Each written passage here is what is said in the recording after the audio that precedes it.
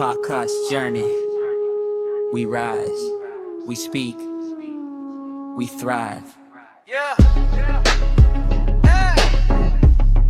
We thrive. Every story's a beat. Keep going. What's good, my beautiful people? It's your curious dark skin nigga, Young Pop Lips. And we're back with a new episode. So tap into this to see your leaders, community members that you look up to. Sit right here in the hot seat. Yeah, we'll call it the hot seat. You get me? So in this episode, we're gonna be sharing how, why, and strategies on how to improve in the communities, how leaders can improve the community, how leaders can strategize or put it out. How can I put it? How the leaders can elevate the community on its own. It's not just for us, it's not just for them, but it's for the community as a whole. You get me? So as you can see here, I'm with our first guest. So we're breaking the ice with big people already. So you get what I'm saying? So you better subscribe, like, comment, and share. But without any further ado, I'm gonna let him introduce himself. Leader, welcome to the podcast. Thank you very much. First episode. So yeah, I would like you to introduce yourself to the people. No, thank you very much.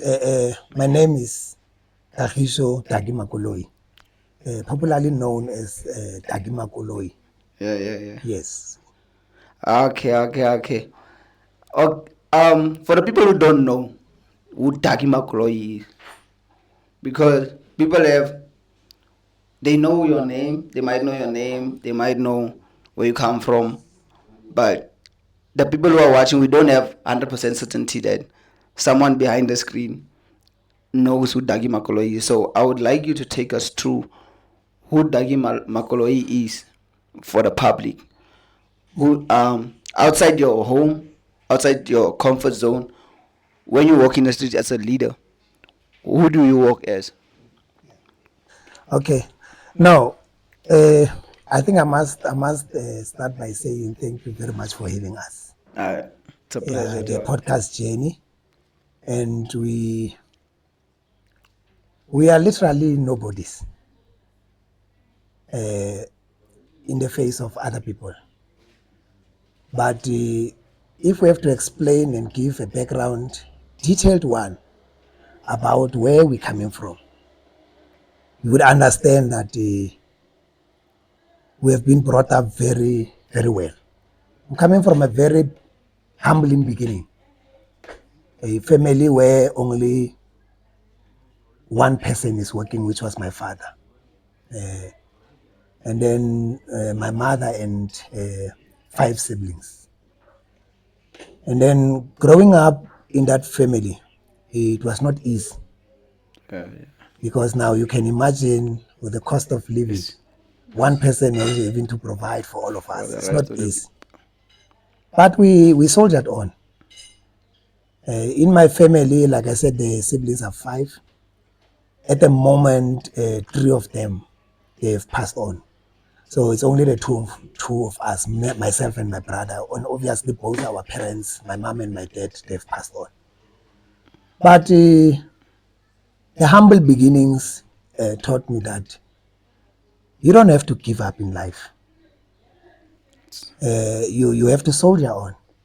No matter how difficult it is, you must soldier on. I'm the only one in my family who at least went a little bit up in terms of education. I'm the only one in my family who graduated.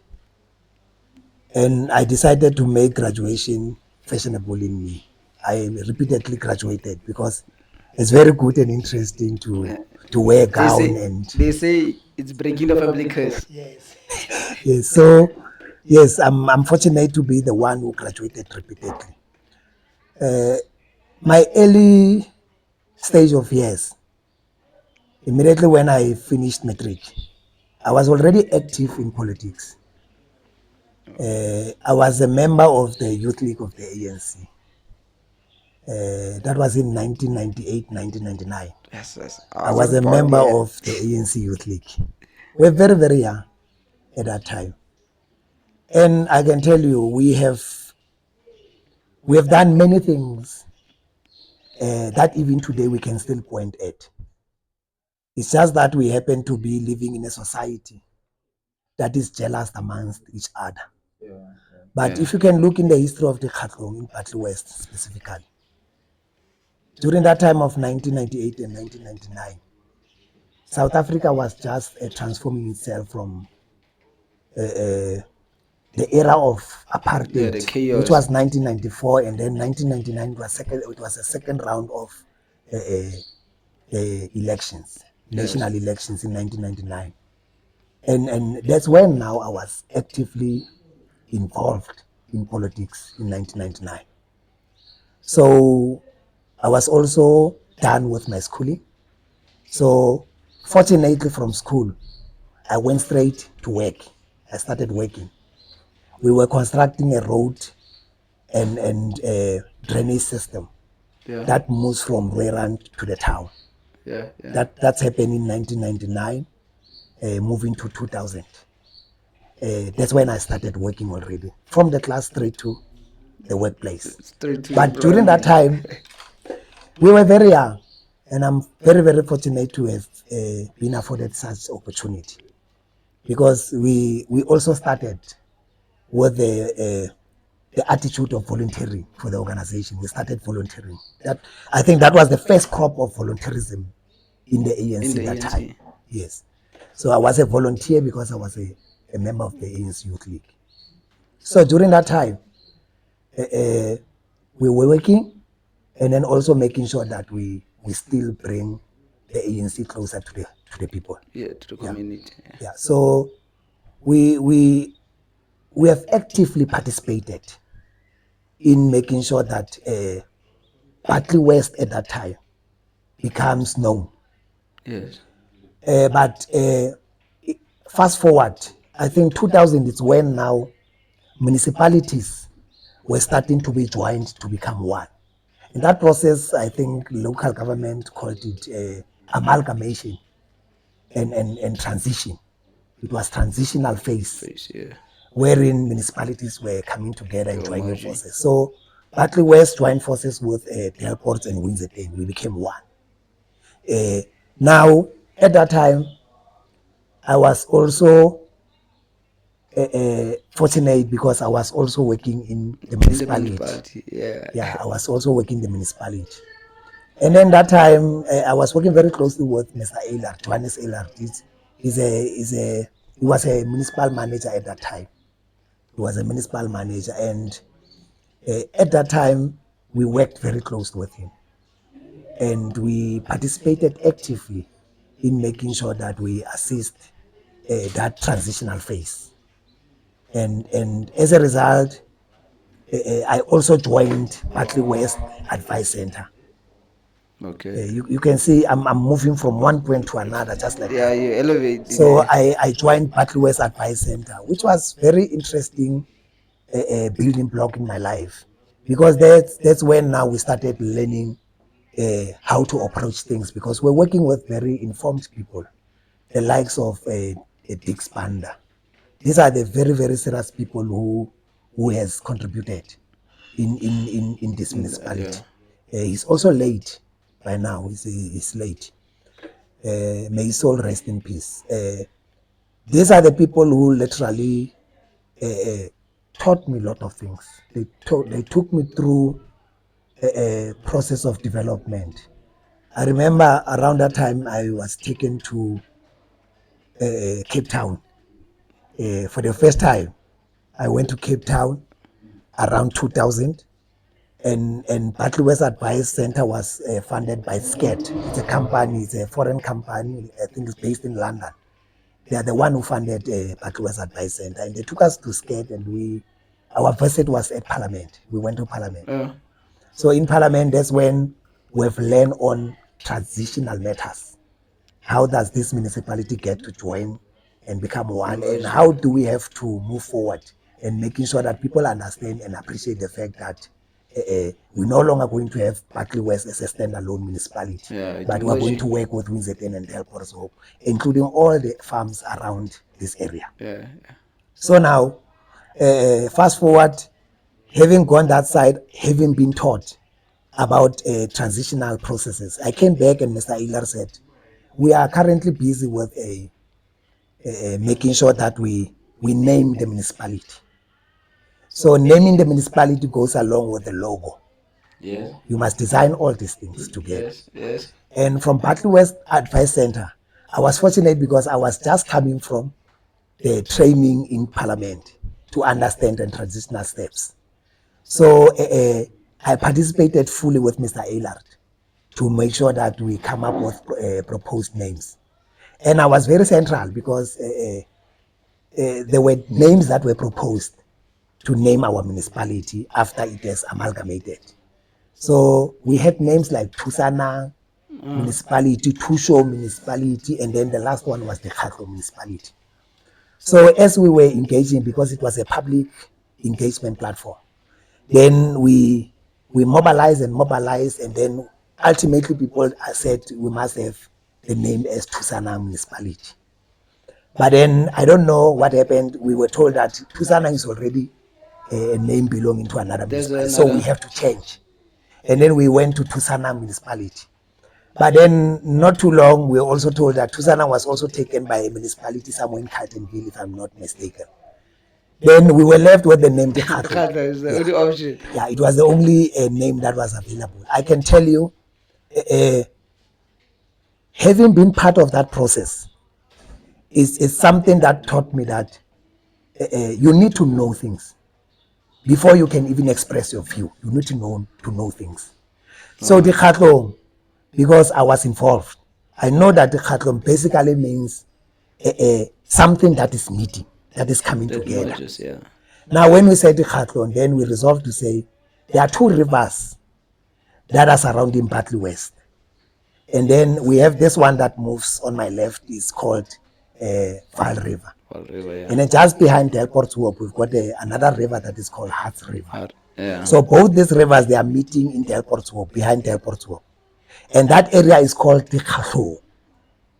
So now then we decided to say, this municipality's name must be Dikhatlo. So Dikhatlo basically meaning two rivers coming together, but because we're also busy with the process of merging with other, bringing other towns together, then we said Dikhatlo. We are bringing all these towns together. Then we agreed to say Dikhatlo will be the proper name, but we also had to deal with the logo. And in the logo, we have drawn rivers, two rivers. If you look at the logo of Dikhatlo, you'll see there are two rivers that comes and join them together. Yeah. And then we also have a sign of a diamond because Dikhatlo itself now, we've got small mining activities. So we have that sign of diamond, we have agriculture, the land, and then we've got few cows, if you look at the logo properly. And then on top of the diamond, we have put a cross where the equipment that are being used to mine, we've put them there. Yeah. So that's what the logo literally of Dikhatlo is saying. It gives a straight and direct information to say Dikhatlo is two rivers coming together. Yeah, what Dikhatlo is about. Yes, mining activity and agriculture. And we also said underneath the motto will be Kopano ke matla. That's what we said. Kopano ke matla. So we still back at the confluence of those two rivers. Yeah. They are coming together. So when towns are coming together, ke kopano ka Setswana, they are coming together. So we said Kopano ke matla. And then I don't know, there was an engineering company in Kimberley. When they brought the samples back, everything was proper according to what we have presented. But the final product, when it came, it changed Kopano ke matla. They rather said Kopano le matla. So, which is, they replace K with le. Yeah, so, but there's no really serious challenge about it. That's the role that I've played. In that time, I joined SAPS during that time. I became a fully uniformed police official. Okay. And I worked here in Bartley West Police Station. Young as I was, I was uniformed. I was well respected because why?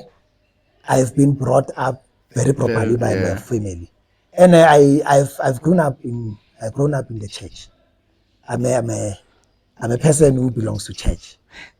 Church bro. Yeah. So those are part of the building blocks around me and my life.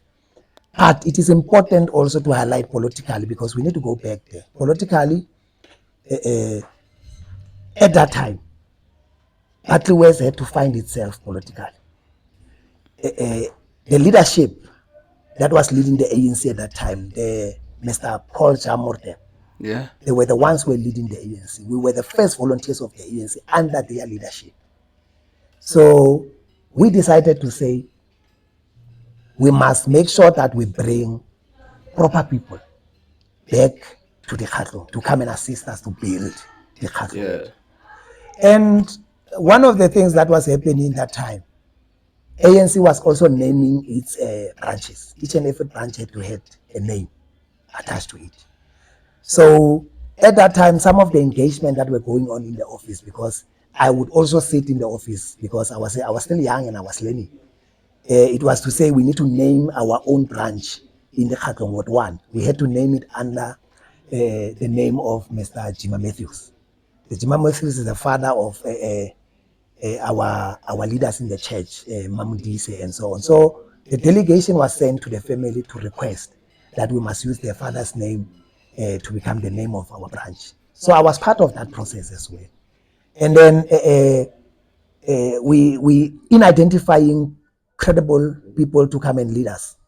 I remember in one meeting, we had to discuss about the name of Mr. Epa Matolwe. And Mr. Epa Matolwe at that time, he was based in Kimberley working for Parisho Trust. So but then the decision that was taken that was, we need to identify such people. We must bring them. And that delegation that went to call Mr. Epa, we know about it. They went there and they came back and they reported to say Mr. Epa was working for Parisho Trust.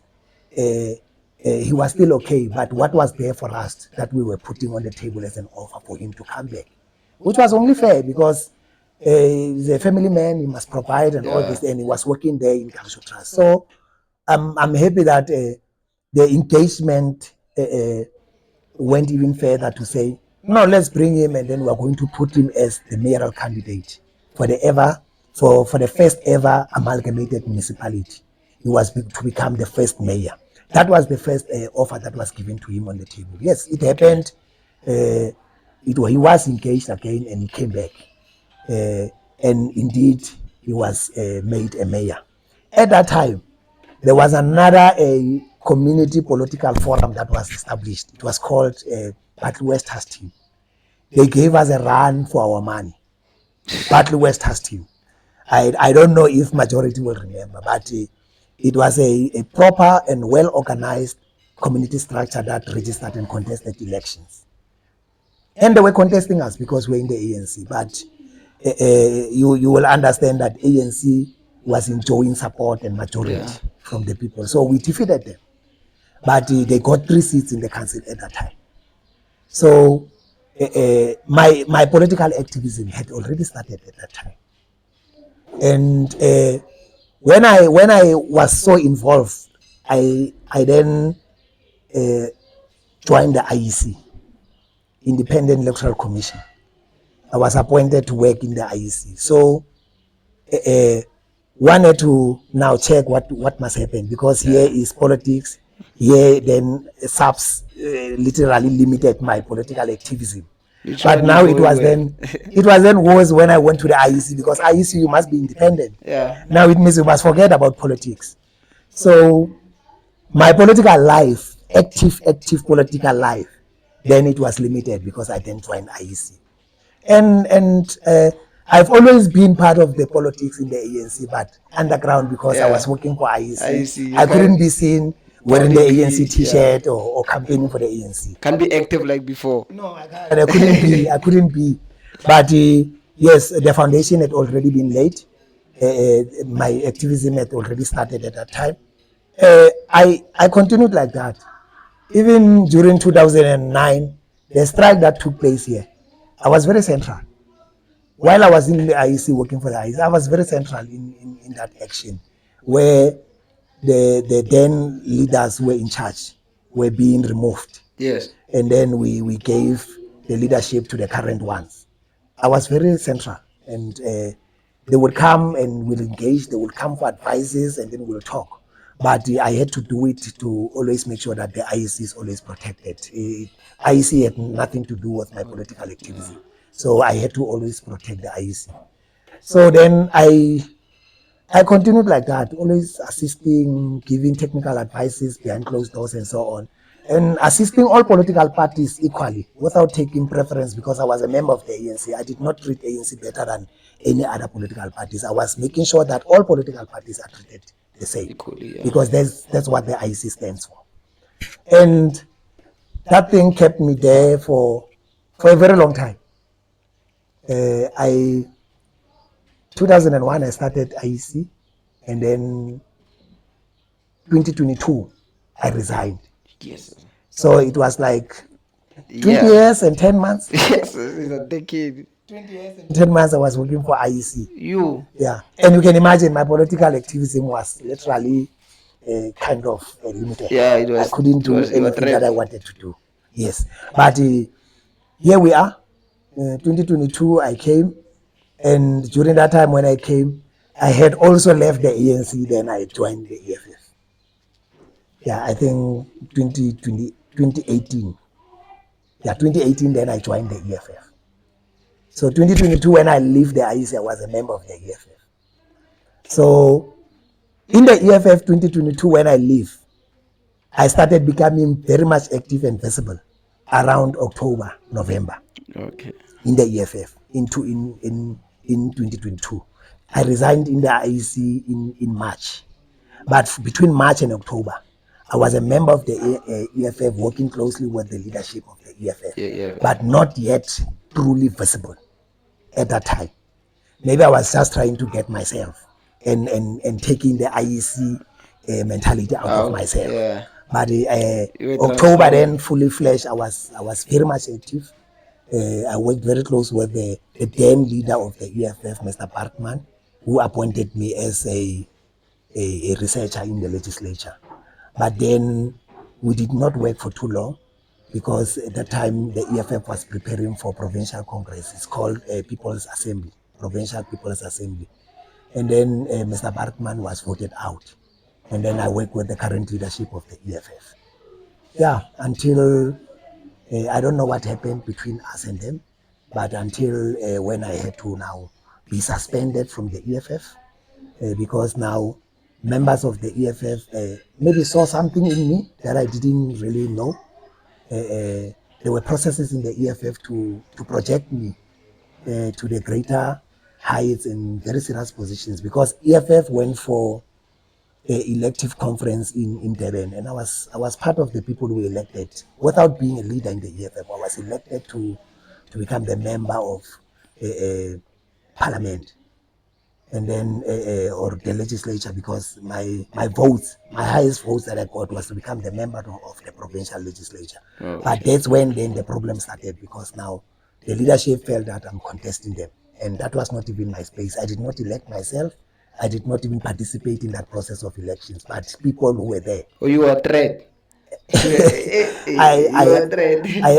I don't want to say threat, but politics, they've got that kind of tendency in politics. When you emerge, you become a threat. You become a threat. And myself, having been brought properly, I know when to leave. Well, especially when it's like my welcome, I've overstayed my welcome. I know when to leave. So when I saw that this thing is becoming hostile, I just decided to take a back seat. And I resigned as a researcher from the legislature and I came back home. And when I was sitting home, I remained a member of the EFF. And that's where now people were being charged left and right and so on. And I had to represent members of the EFF, some of them through the hearing. One example is Lefaleo, who was then being charged, and then I represented him. We defeated the entire charges because the charges were more like witch hunt. There was nothing that Lefa did wrong. So I think myself defending him, I also exposed myself to be a target. So I was targeted as well. And then until when Lefa was then removed, and then now was only suspended.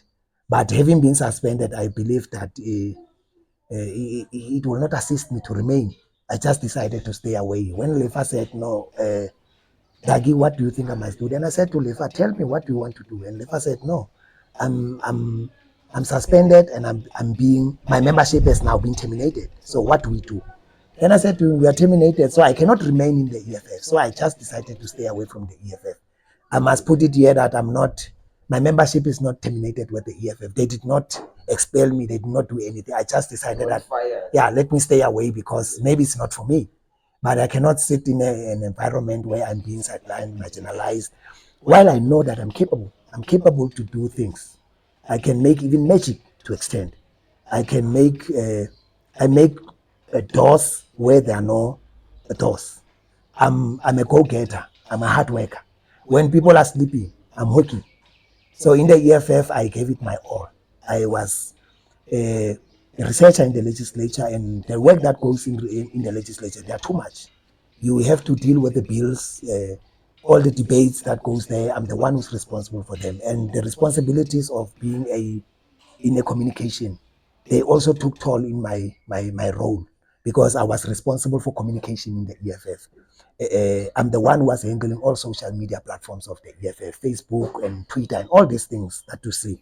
I'm the one who was handling them. So basically, you were the EFF where people look, but let me say like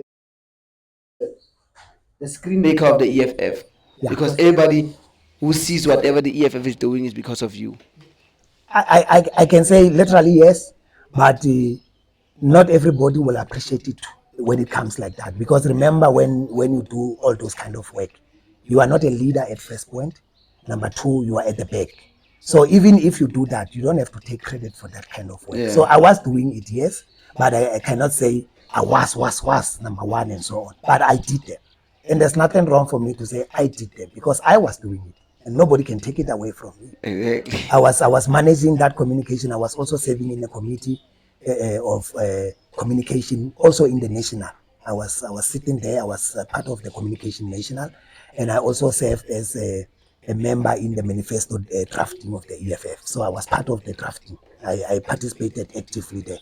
So yeah, I have to qualify this one. I have done those things. So I cannot hide and say, we have done it. I must say I, because I have done it.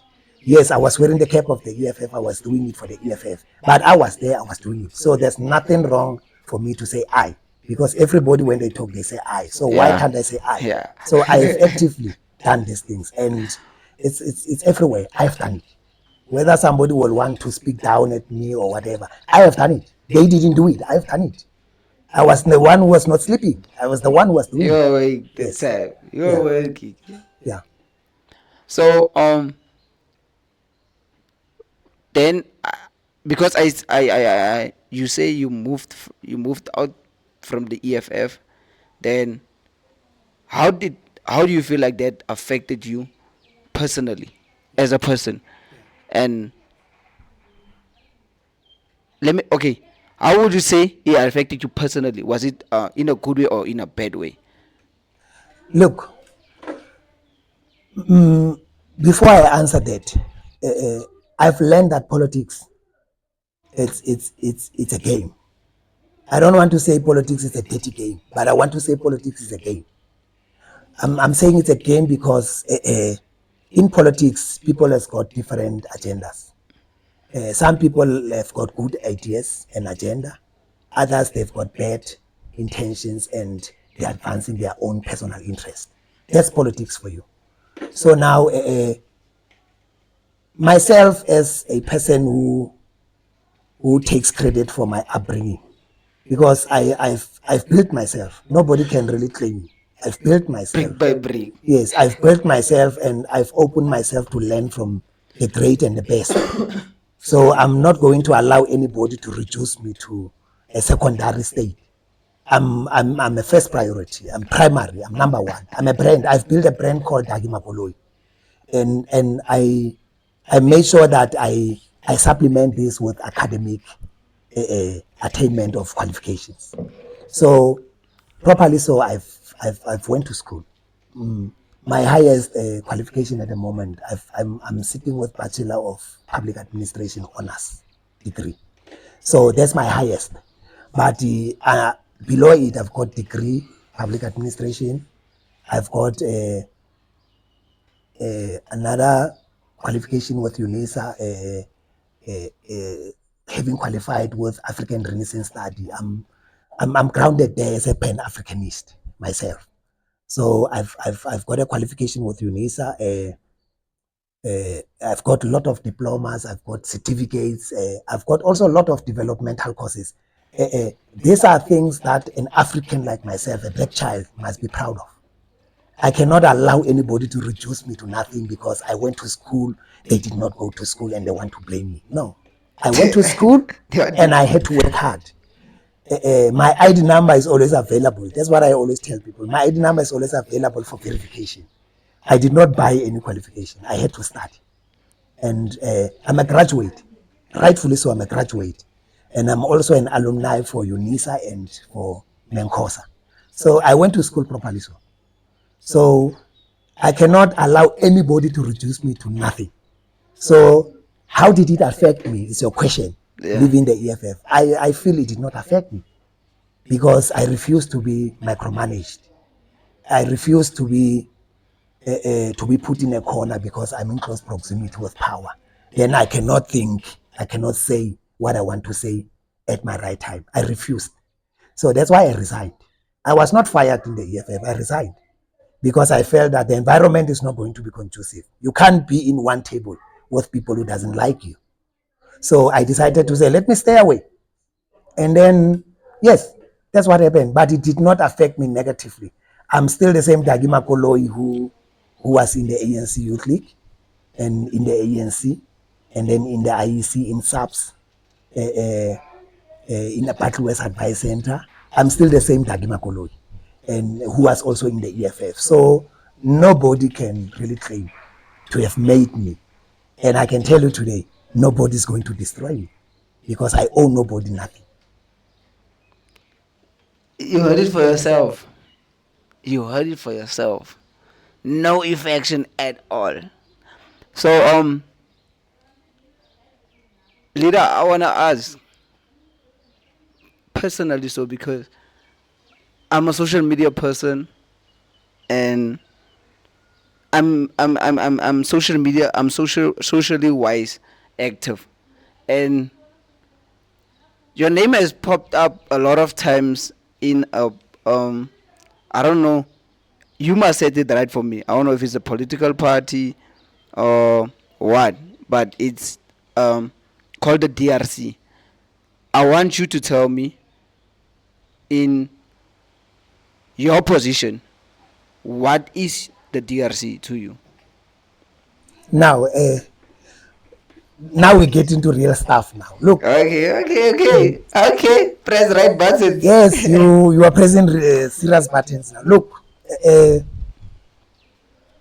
having been outside the EFF after Lefa was being suspended and I resigned from the legislature, we always engaged with Lefa because Lefa is my younger brother. He's from my hometown, is my younger brother. He grew up in front of me together with my niece. So they are friends. So I had to stand there and be there for Lefa all the time. And when Lefa said, hey, I think they're going to remove me as a councillor, I said to him, what do you think we must do? Because now I'm a good listener. I'm a researcher. And when you talk to me, I listen attentively so. And whatever that you are talking to me, you must never think that I just listen and it ends there. I listen, I sit down, I process. And when I process, I put that in practice. It's either I'm going to write about it because I also write. I'm sure you have also saw in Facebook. I write. And I write what I like. And I'm only responsible for what I'm writing. Nothing else that somebody's trying to sponsor. I'm responsible for what I'm writing. So when I talk to you, I put the discussion into practice by writing it. And my thought processes have been tested. I've been tested through the levels of higher education have been tested. I can function optimally, effectively, and efficiently. That's me, and especially academically so. Put that big words here. That you put the meanings there because Yeah. I'll have to come watch it also there to see what's going on. So we had to discuss, myself and Leif, and say, what is to be done? It's a fundamental question. Many people will tell you, they quote the old authors who used to write, and there are questions like Amika Karbala will ask a question, what is to be done? You see, so it's a fundamental question. There are writers like Bo Fanon who also ask these questions, what is to be done? And everybody has got his own way of approaching what is to be done. Yeah. I mean, Thomas Sankara, them, they had to implement what is to be done differently. Currently in Burkina Faso, the president there is implementing what is to be done differently. So the EFF is responding to that question, what is to be done? It's doing it differently. And the ANC, I want to believe that it has been doing that since when the ANC was being unbanned. They started implementing what is to be done. And everybody who wants to change their life and to change the status quo, they need to reply to the question, what is to be done? Because the question, it's relevant even today. Even the generations that is going to follow us, many years to follow, they are going to ask questions, what is to be done? Because they will have to change the status quo. Yeah. So we sit down together with Lefa and we said, no, Lefa, you are an activist. Lefa is a very serious activist. Don't take that away from me. He's a serious activist. He has got a very good following and support. The community loves Lefa. And you'll be surprised, Lefa is not only being followed in the Khartoum. Lefa is cutting across every region, provinces. He's a real deal. He's a force to reckon with. Lefa Leo. You must remember the name. For those who don't know Lefa, Elda put a picture here. So, yeah, Dango. So he's still young. When you take a person like Lefa, you put him in an ice. You put him in an ice, you make him dysfunctional. You are killing him. You are killing him. And it's not normal in politics. As a graduate of African Renaissance, I believe that Africa belongs to Africans. So when a hopeful young chap tries to rise and you become the one who puts him down, to me, that's not politics. That's dirty politics. It's politics. You are not implementing politics. So politics basically means you are implementing politics, but you also have tricks that you are also implementing. Yes. So you do this on the left, but when it gets to the right, it's a different thing. So I don't allow a situation that those around me, they must be suppressed, killed, or be subjected to the periphery, only because they've got a different view, and these people, they've got potential of changing the society. So myself and Lefa, we discuss and say, what is to be done? Back to that question, what is to be done? Yeah. So Lefa said to me, Mandagi Icon, I'm not going to fight the EFF when they fire me. I'm not going to fight them because myself as Lefa, I believe in the policies of the EFF. And I said to him, even myself, I subject myself to principles of the EFF. I mean, the 7 cardinal pillars of the EFF. That's what I like. I believe in the EFF and the leadership of the EFF at national. I want to put it to you that, in my view, they are relevant. It's just here and there. They must just deal with those small things. But in the province, it's a total different story. Maybe it's a topic for another day. You can't say the EFF is a voice of reason. It's a radical movement, but you want to suppress the views of the people. It's a contradiction. You must allow people to speak. The same way that the EFF is conducting itself in parliament, procedurally so. Nobody's stopping the EFF. So on the streets, we must be allowed to speak. The same. Because I cannot just be a praise singer. Even when you are wrong, I cannot tell you that you are wrong. It can't be. Politics is that we are building the country together. But the politics is just something that is in our ideas. Politics is an idea. I must sell my idea to you to follow me. It's politics. So, but then when you don't want to hear my idea, you want to enforce yours to me. It's not politics, it's politics. I cannot function like you. Allow me the space to think. Allow me the space to question you. But we must find each other and make sure that we move forward because we subscribe to the same ideology, political ideology of the EFF. Even the ANC and the EFF, MIBU, all these political, they are subscribing to the same ideology. It's just that we need to find each other and make sure that we work together. Yes. Hey, but personally, I think the ANC is another ideology these days.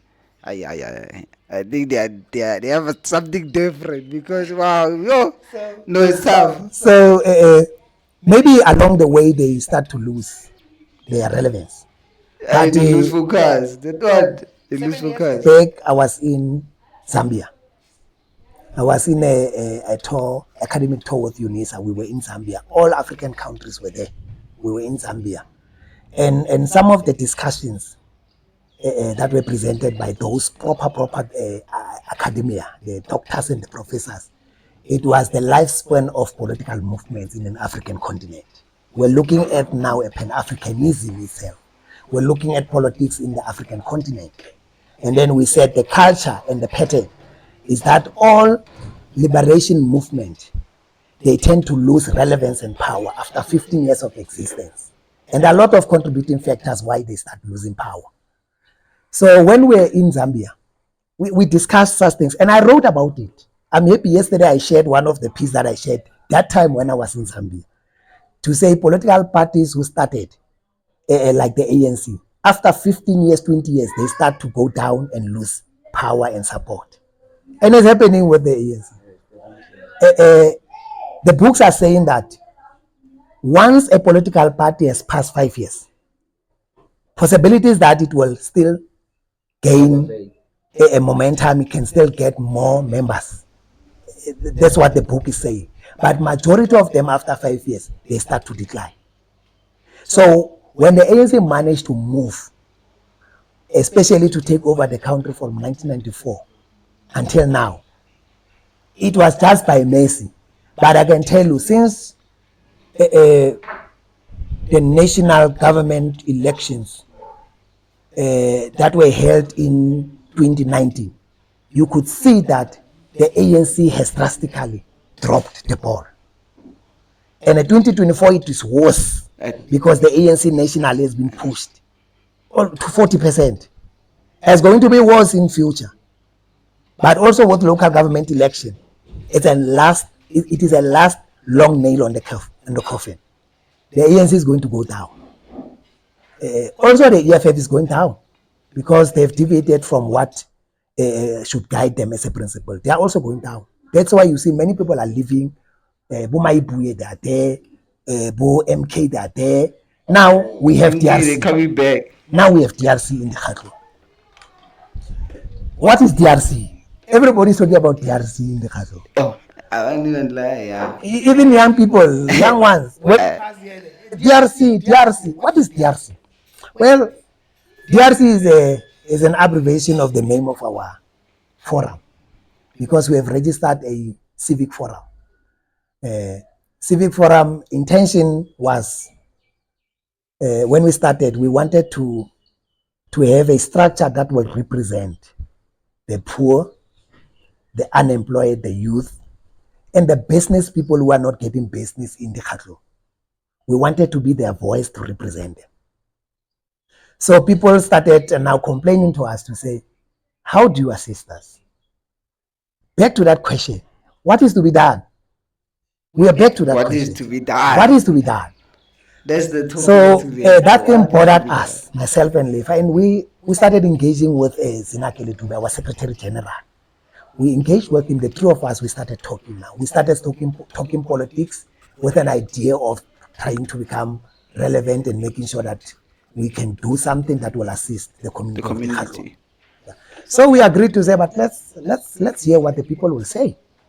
We must not take a decision, more like a consultative process. We went all over in the Khatlo. We had successful meetings. which I can tell you today, the ANC will never have such meetings. The EFF will never have such meeting.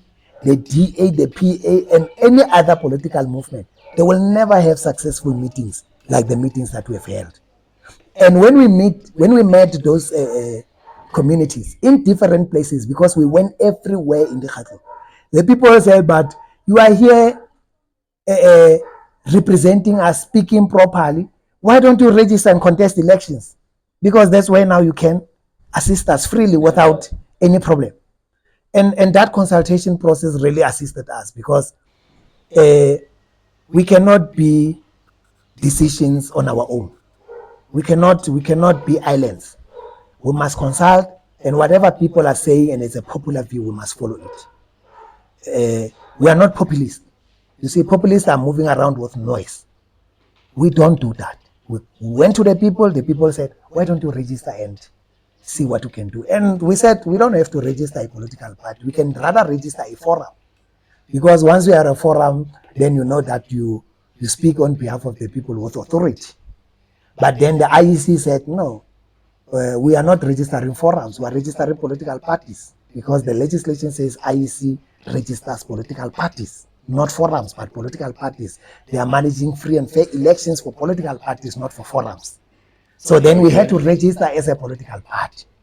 But then our name became very unique. Dikgatlo Residents Convention.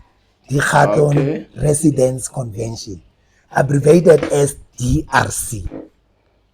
So it's a very, very unique name, because it talks to us as the community of the Khatlong Residents Convention. The Khatlong is the name of our municipality. Residents is a collective of communities that are residing in the Khatlong.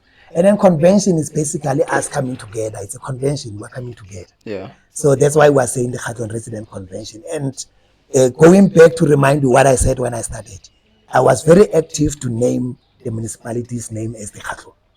So I will always align with the name the Khatlong. You have part in it. Yes, you remember. You're part of it. You remember the confluence of the two rivers, Yeah. the Hat Yeah. and the Val, coming together. We call it the Khatlong. Now we are here again. The Khatlong is back, but this time around as Residents Convention. That's the DRC for you. Now I hear you, because oh yeah, see, I forgot. I forgot.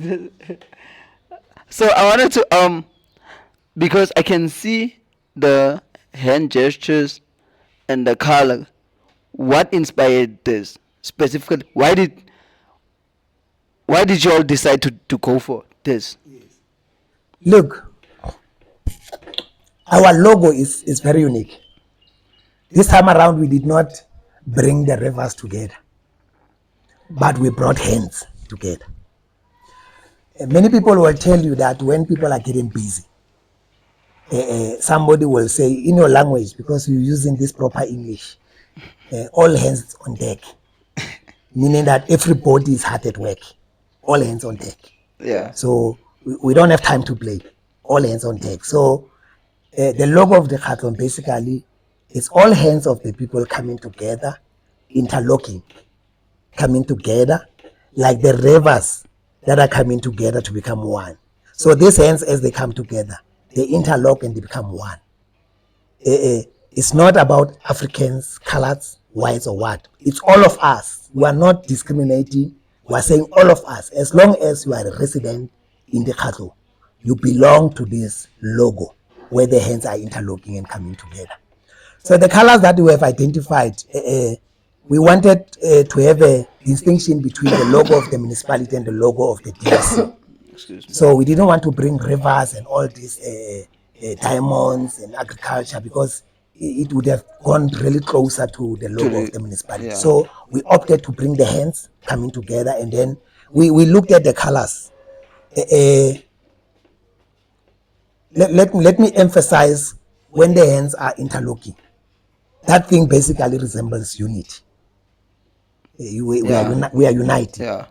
And one other thing, it's a collaboration. Collaboration is making joint ventures, relationship with different existing organizations that serves the interest of the society of the Khatlong. Yes. So we are collaborating with these hands. And we are still calling for everybody to come and join us.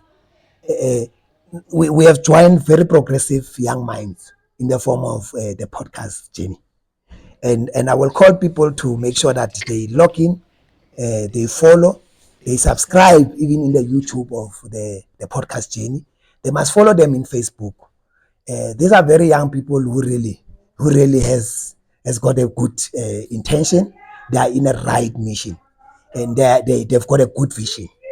So we are collaborating with them, because now we make sure that we bringing every person together. This is a strength. Once people are united and they're working together, nobody will break them. No any political master will come and give us wrong mandate. Everybody will make sure that they form part of this thing. They are consulted. Everything that happens, it went through them. That's why we're saying nothing for the community without the community. It's a very powerful statement, because you are not going to implement anything without involving the community. And how can you be a leader of society, but you are not being held accountable by the society? It can't be. A leader must account. You must come back and report back. You must be held accountable. You must be told that you have failed me. You must never be afraid to be criticized as a leader. So the DRC is coming together, bringing everybody together. We are uniting all the forces in the Khatlo. And as we do that, we are subject to be criticized. We are open for consultation, to be told that you are wrong, so that we must account. We can even be removed if people feel that we are not doing the right thing. But it must not be traditional that once you are giving me power, I'm now powerful even to control you. The power still remains with you, even if you borrowed me. Anybody who is elected into position of authority, they are living in borrowed times and borrowed power. At one stage, that power must go back to the rightful people, which is the constituency that elected you and put you there. So we believe as the DRC that this is an opportunity for us to be given this power and make sure that we implement it, we use it effectively, and then we go back to account, so that the people must tell us that if you've done right or wrong. But we are subject to engagement, and we're transparent. We're transparent. So some of the colors that we have identified, my leader, we have taken green. Green is obvious color that normally we'll talk about hope, sustainable growth, and renewal. Renewal in a sense that we're going to do things different. We're not going to do things the way they've been done. That's why we're talking about status quo. We're going to change the status quo. So DRC is standing for change. That's what the DRC stands for.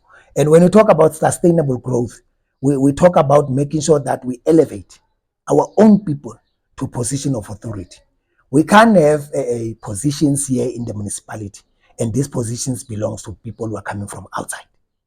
It can't be. We must elevate our own people. If we don't have people with skills, we must build them.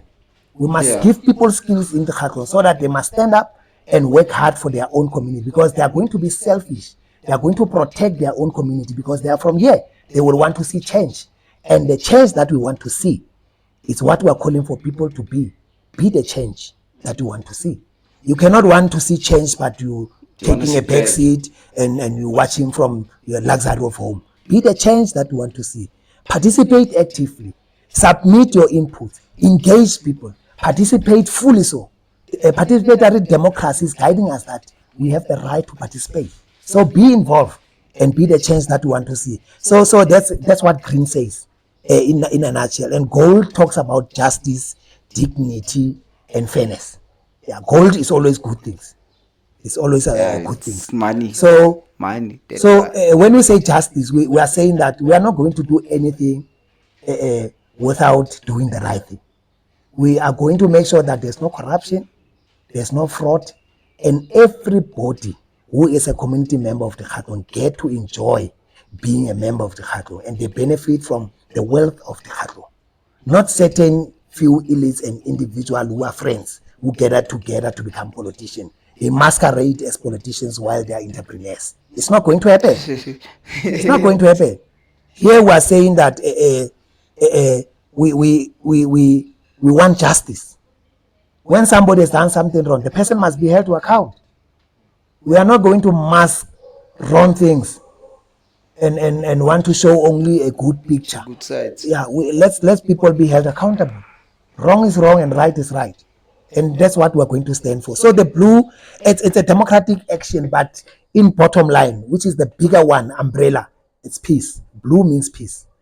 We could have said blue, it's about the water because we've got two rivers coming together, but we said here we talk about peace. We're not here to fight amongst each other. We know what they did to some of us, but we are not going to come back and revenge and what. But I can promise you today, DRC is going to be part of government. After local government election, DRC will be sitting in the chambers of the Khatlo. We will be making decisions. But when we are there, we are not going to revenge and start paging people and doing what we are going to do what is right. That's why we're talking about justice and peace now. So we are peaceful community members of the Khatlo. I almost said we are peaceful nation. Yes. No, but I hear you. I hear you, leader. But for me personally, I understand what you're saying, and I won't lie. As a member of the Khatlo, as a youth member of the Khatlo, we really do need a change right now. We really do need opportunities. We need leaders who are gonna guide us. Because remember, you become as good as your leader at some point, and being led by someone who misleads you, you will be led astray. You get me? So I wanna ask, in because the DRC it's gonna be campaigning, right? It's gonna be campaigning. It's gonna be part of campaigning for this 2026 local government elections. What do you think? Because as you said, running back to what you said, a lot of these political parties, they come with the idea, they come with strategies, but after a certain period of time, they tend to change. What do you think is going to be different from what they did and what DRC is going to implement? It's a good question, I must say. It's a very good question. Look, our SG normally says leading itself, it's a skill, leading. And then he will normally say misleading is also leading. He says misleading is also leading. Do you understand what I'm saying? Yeah. So putting context to it, I want to put context. When he says misleading is also leading, it basically means we are led by people who doesn't know how to lead. They are misleading us, but they are leading us. Yeah, they're leaders. Yes, they are leaders. But they misleading. They are even being called leadership. But they are misleading us. So the TRC is going to do this thing differently. We are going to lead genuinely. We are going to make sure that our policy favors the community. Yourself, you are in good hands. We are not going to mislead you. We are going to lead you genuinely. And I can promise you that we are going to impart our knowledge and skills to you. We are actually going to build leaders in you. You are going to be future leaders tomorrow because you are going to learn from us. We are going to lend a helping hand to make sure that you become what you want to become. But we are calling on young people to make sure that young people, they actively participate in the elections that are coming. 2026 local government elections, it's elections about us, the community. We have to vote for service delivery. We have to vote for things that we want to see. That's why we're saying be the change that we want to see. Yeah. Don't sit back and complain, but you don't stand up and participate, register to vote and so on. So every young person who is not yet registered, they must register to vote. They must register to vote. And when you want to vote correctly, you must vote for the DRC. Because the DRC is you. You are a member of the Khatlong. That's why our membership application is for free. You don't subscribe to become a member of the Khatlong, a residence convention, because you are a member of the Khatlong municipality. So by virtue of you being a member of the Khatlong, you qualify to become the member of the DRC. So we're saying that actively participate, register and vote. Make sure that you vote. And when you sit down and complain, then you know that you complain for something that you have done, not something that you are just pointing finger in, but you did not participate on. So we are going to do it differently. We are going to involve the community members. We are going to always consult. We are going to have regular meetings to make sure that people tell us what their problems are and make sure that we change the municipal approach. IDP program, we must make sure that the IDP always goes to the community and the people are always part and parcel of the process, because they need to identify whatever that they short, whatever that they need. They must submit them so that the municipality must prioritize their needs. So we are going to involve the community members. Nothing that will happen in the Khatlong municipality when we are sitting there in the chamber, that will happen without the influence and the involvement of the community. Nothing for the community without the community. And we are replying to the question by so doing. What is to be done? It has to be done that everybody must participate so that everybody must become involved. That's what we are going to do. So everybody must participate so that you can have a voice. Yes. Basically. Yes. Because we really do need this. We really do need this change this year, because it's the economy this side, it's everything at the same time. It's hitting us left and right. Yes. But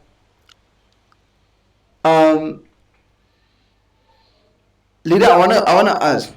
No. I wanna ask. Okay, let me ask this question first. If it happens that, okay, I don't wanna be biased or what, but if it happens that you do win this year's election, what do you think is the first steps of the first, let me say, for the first year, what do you think is your go-to plan? Okay. To involve the community in whatever you are going to target, or the plan that you have for the first year for the community, to show the community that you're willing, you didn't just get into this because of you selling a word to someone. Because I know personally, I've seen how active the DRC has been so far, but remember, we want to assure that it didn't just happen because we wanted the seat. Yeah. Yes. So if you get the seats, what's the first thing that you feel like you will be targeting for the community?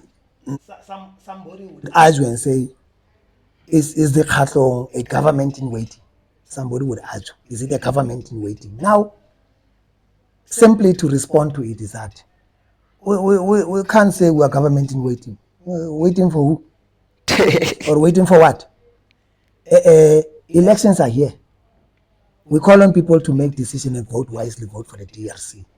Once you vote for the DRC, you would have given us a mandate. And a mandate would have emanated from the time when we were doing campaign. We've been moving up and down in the entire community of the Khatlong. They told us what their challenges are. So DRC is going to be mandate driven of the community, not of individuals who are leadership and what. The community already gave us their needs. We know what the community's needs. So our task at hand when you go into that council is to make sure that we adhere to the calls of the community. Number one, our young people are unemployed. So when we go in there, we are going to have time frames. The first 30 days in office, what is that we're going to do? And the first 100 days, what is that we're going to do? The first 6 months, what is that we're going to do? And then the first year in office, what is that we have done, and so on. We are going to make sure that we follow these time frames. And obviously, the first month in the office, we have to make sure that the entire councillors, mayor, speaker, and the chief whip, all of them, they must go to all areas in the Khatlo so that the people must know them. We must introduce them to the community so that our people must know who is leading them, who's sitting in the council on their behalf. People must know their mayor. They must not say we have a mayor somewhere in Batley or somewhere in Wizard, not knowing who is the mayor. So we need to introduce all the councillors, mayor, the speaker, and the chief. We must introduce them to the community. That's something that must happen in the first month of office.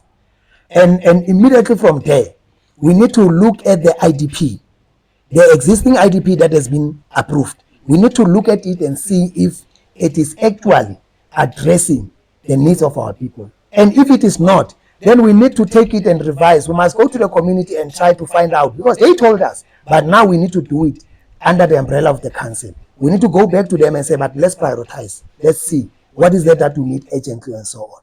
We need to make sure that we hear what the community is saying. And that must happen still within the first month. We need to address the issue of IDP and make sure that we address the issue of the needs of our people. And then doing that, we will also identify, as we'll be bringing these projects through IDP, we will be identifying opportunities for employment of our people, because our young people, not only young, even active citizens who are actually supposed to be at work, they are not working here. So those people must be afforded opportunity to work. So we need to make sure that we see what we can do and make sure that these people, they get opportunity to be employed.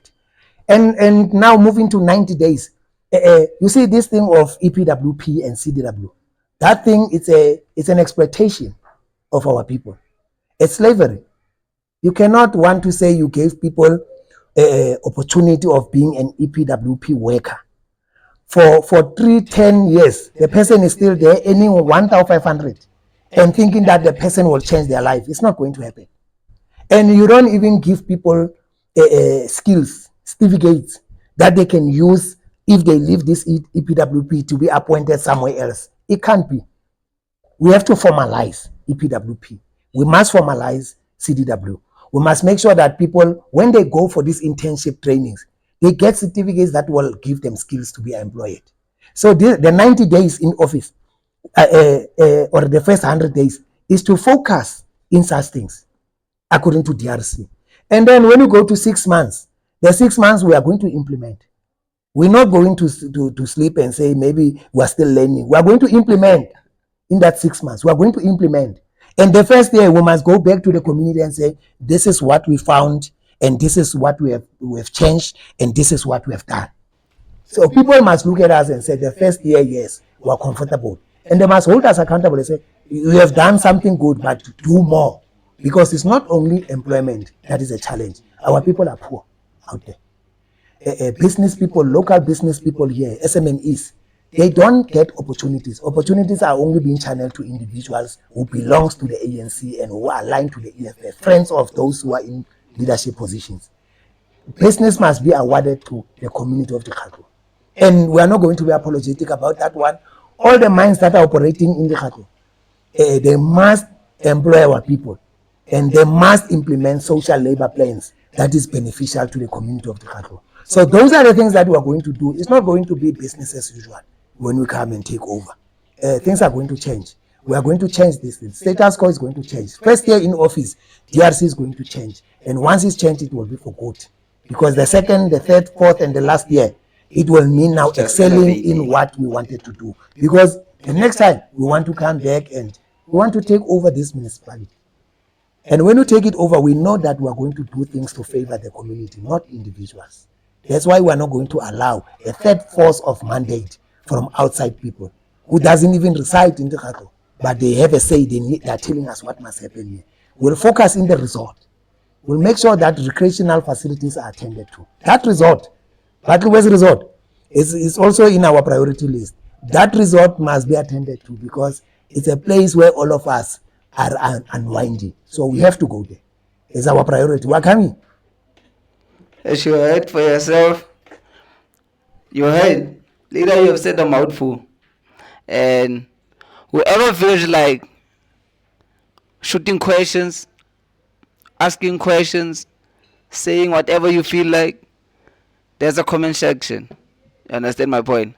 So you can shoot in the comments. We'll be reading them. We'll be directing them straight to the leadership to answer, hold him to for himself to be accountable, because we can't answer to that. You understand my point? So leader, I wanna say I heard you. I don't know if you heard, but this is basically use this as proof that they said this. If they don't do it, hold them accountable. I'm here for the community. That's for the community, without the community. You understand my point? So, leader, I appreciate you for coming. And I want to say thank you. I hope this is not the end. Hopefully, we come back again. We'll see you next time. To come and give us the news, what's happening, how far is it going. But I want to ask you quickly for those who are asking, how can I vote, where can I vote, where can I get access to the DRC memberships, how can they get them, how can they get to that point? It's okay.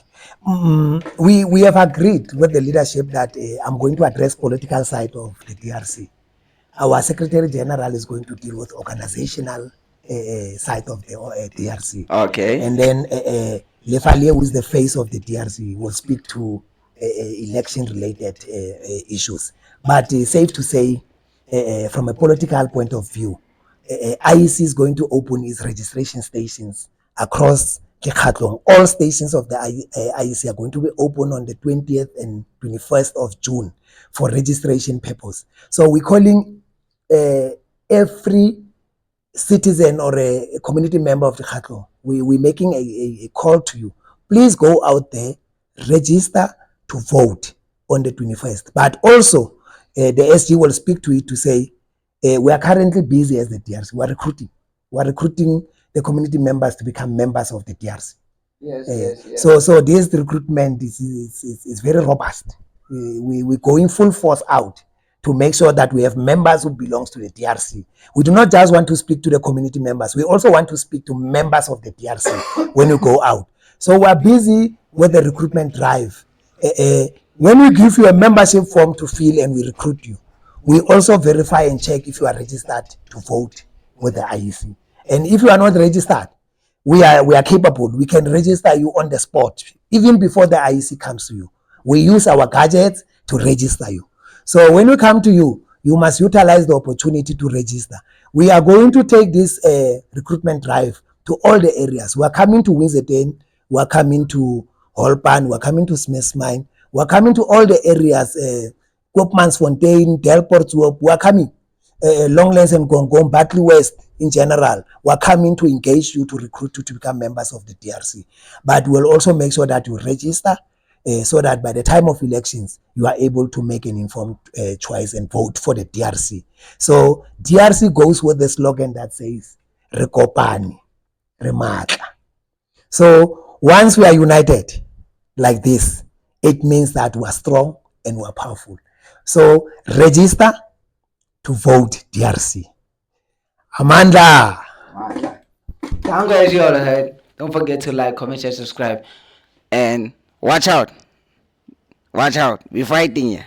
That's gonna be our next one. We see you on the next episode. Thank you.